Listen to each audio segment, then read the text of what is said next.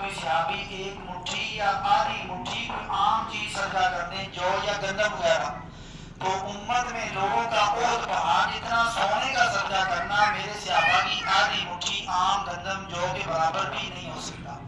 یہ ان کے ایمان اور اللہ اور اس کے رسول پر یقین کا نتیجہ تھا کہ اللہ رب العزت نے ان کی اس چھوٹی سی چیز میں اتنی برکت ڈالی جو ہمارے احد پہاڑ جتنے سونے کے اندر بھی نہیں۔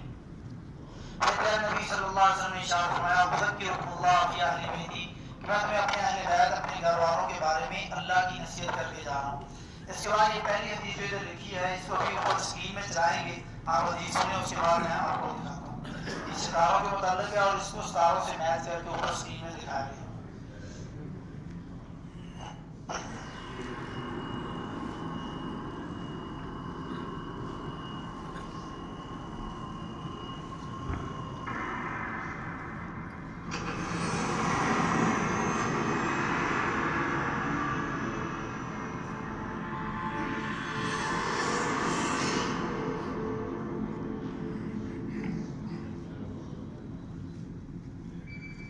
قال صلى الله عليه وسلم النجوم أمنة للسماء فإذا ذهبت النجوم أتى السماء ما توعد وأنا أمنة لأصحابي فإذا ذهبت أتى أصحابي ما يوعدون وأصحابي أمنة لأمتي فإذا ذهب أصحابي أتى أمتي ما يوعدون۔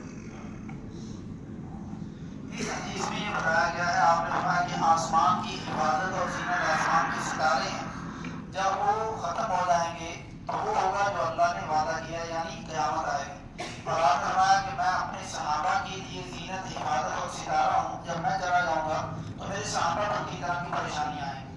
اور فرمایا کہ میرے صحابہ اس امت کے لیے حفاظت، زینت اور ستارے ہیں، جب میرے صحابہ چلے جائیں گے تو امت پر کی طرح کی پریشانیاں آئیں گی۔ اس حدیث میں یہ بتایا گیا۔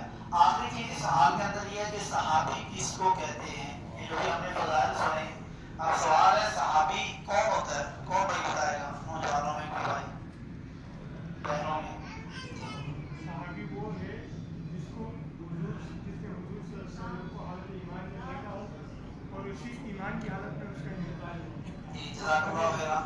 اکثر ہمارے جو پاکستانی بھائی آتے ہیں ادھر، ان سے جو پوچھا جاتا ہے وہ صحابی کی تعریف کرتے ہیں جس نے نبی کا دیدار کیا ہو۔ یہ تعریف غلط ہے۔ جب تک آگے دو شرطیں نہیں لگائیں گے جو بھائی نے لگائی، اللہ کو جزائے خیر دے، یعنی نبی کا دیدار تو ابو جہل نے بھی کیا، نبی کو ابو جہل نے بھی دیکھا۔ جب ہم اتنی تعریف کریں گے تو یہ غلط ہے۔ جب تک آگے ہم شرط نہیں لگائیں گے کہ نبی کا دیدار کیا لیکن ساتھ میں وہ ایمان بھی لایا، یہ دوسری شرط ہے۔ پہلا آپ کا دیدار کیا، دوسرا ایمان لایا، تیسرا ایمان کی حالت میں وہ دنیا سے جائے۔ اگر وہ ایمان کی حالت میں دنیا سے نہیں گیا، مرنے سے پہلے وہ اسلام چھوڑ گیا، تو وہ صحابی کیا مسلمان ہی نہیں رہے گا۔ یہ تین شرطیں یاد رکھیں، نبی سے ملاقات کی ہو یا دیدار کیا ہو، دوسرا ایمان لایا ہو، اور تیسرا ایمان کی حالت میں وہ دنیا سے جائے۔ اس کے بعد دوسرا حال ہے کہ صدیقون کون لوگ ہیں جو نبی صلی اللہ علیہ وسلم پر ایمان لائے، اس بارے میں ہم بات کریں گے آگے۔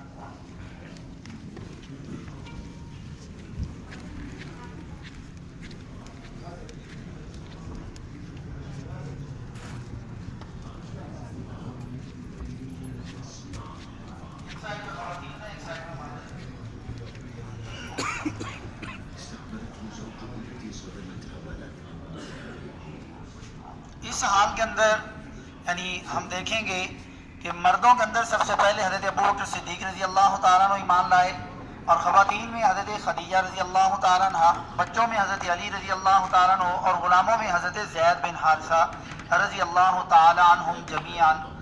تو یہ وہ لوگ ہیں جو ایمان لائے۔ اللہ کے نبی صلی اللہ علیہ وسلم، یہ ہمارے پاس یہ غار حرا کیا مجسمہ بنایا گیا ہے، اور ادھر یہ ویڈیو چل رہی ہے۔ اللہ کے نبی صلی اللہ علیہ وسلم جب غار حرا سے واپس تشریف لائے، یعنی پہلا وہی نازل ہونے کا جو واقعہ ہے آپ بھائی جانتے ہیں، جب آپ واپس آئے اپنے گھر میں آ کر کے جو پریشانی تھی، اس پریشانی کے عالم میں کہا کہ مجھے کمبل اڑا دیں، مجھے کمبل اڑا دیں، زمیلونی زمیلونی۔ تو یہاں پر میری ماؤں بہنوں کے لیے ایک بہت بڑا سبق ہے جو اکثر ہم بھولے ہوئے ہیں اور ہمیں بتایا نہیں جاتا، توجہ نہیں دلائی جاتی۔ آج ہمارے گھروں میں شادیوں کے بعد وہ رشتہ جس کو میاں بیوی کا رشتہ کہتے ہیں، یہ وہ دنیا کا پہلا رشتہ ہے جس کو اللہ نے اپنی نشانی کہا. ماں باپ کے رشتے کو اپنی نشانی نہیں کہا, باپ بیٹی ماں بیٹی کے رشتے کو اپنی نشانی نہیں کہا, لیکن میاں بیوی کے رشتے کو اللہ نے اپنی نشانی کہا 21ویں پارے میں سورۃ الروم میں. لیکن سب سے زیادہ پریشانیاں ہماری اسی میاں بیوی کے رشتے میں, لڑائی جھگڑا دندے فساد پریشانیاں اسی رشتے کے اندر. لیکن دیکھیں اللہ کے نبی جب گھر واپس آئے آپ پریشانی کے عالم میں, آپ نے اپنی بیوی کو کہا کہ مجھے کمبل اڑا دیں, لیکن بیوی نے کیا کہا, کیا کیا, وہی کیا جو خاوند کہہ رہا ہے. بیوی کو نہیں پتا کہ یہ اب نبی بن گیا اور اتنا بڑا مقام ہے, لیکن وہ ایک خاوند ہونے کی نظر سے جو خاوند کہہ رہا وہی کر رہی.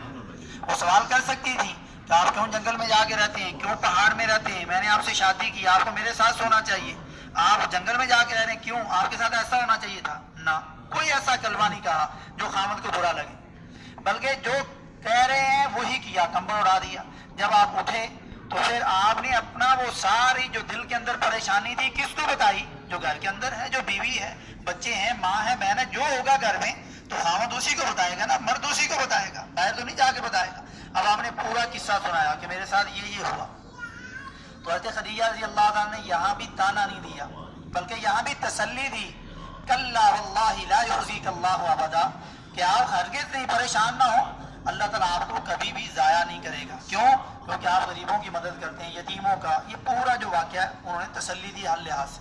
تو یہاں پر ہمیں چاہیے کہ جب خاوند گھر سے باہر سے آئے, گھر کسی حالت میں ہو, آپ کے ساتھ سوالات نہ کیے جائیں, آپ کے ساتھ اس پر گھر کے معاملات نہ رکھے جائیں, اس کو تسلی سے بیٹھ جائیں, آرام کرنے دیا جائے. جب وہ آرام کر لے, اب گھر کے معاملات گھر میں ڈسکس ہی کرنے, باہر تو نہیں جا کے کرنے. تو یہاں پر حضرت خدیجہ کی سیرت ہماری زندگی میں ضرور آنی چاہیے تاکہ ہمارے گھر پرسکون ہو جائیں. اس کے بعد یہ دیکھیں کہ تصویروں, چہروں کی تصویروں کے بغیر ایک فردی تصویریں بنائی گئی. غریب خاندانوں میں حضرت عمار بن یاسر کا خاندان تھا, کس طریقے سے ان کو قلعے گاڑ کے ان کے ہاتھ پاؤں باندھ کر کے اسلام لانے کی وجہ سے تکلیفیں دی جاتی رہی. یہ دونوں پاؤں باندھے ہوئے ہیں, ہاتھ باندھے ہوئے ہیں, پیچھے ستون ہے, ستونوں کے ساتھ باندھا ہوا ہے, ادھر ستون کے ساتھ باندھا ہوا ہے.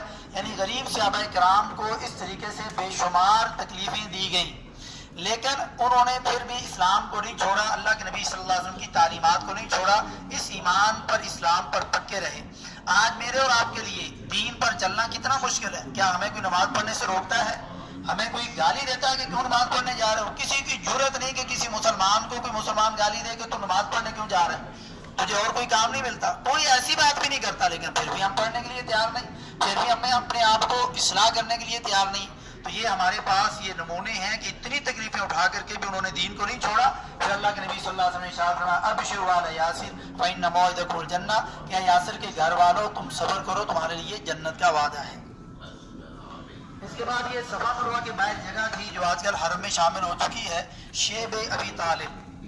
یعنی صفا مروہ کے باہر جگہ تھی جہاں پر اللہ کے نبی صلی اللہ علیہ وسلم اور صحابہ کرام کو 3 سال تک یہاں پر قید کیا گیا, اور بے شمار طرح کی یہاں تکلیفیں تھیں. قید کے اندر, جیل کے اندر تکلیفیں ہوتی ہیں, اور صحابہ کہتے ہیں کہ ہمارے پاس کھانے پینے کے لیے کوئی چیز نہیں تھی. ما لنا طعام الا ورق الشجر, ہمارے پاس درختوں کے پتوں کے علاوہ اور کوئی چیز نہیں تھی. اور درختوں کے پتے آپ لے کر کے اندازہ کر لیں, اپنے منہ میں چبانا شروع کر دیں,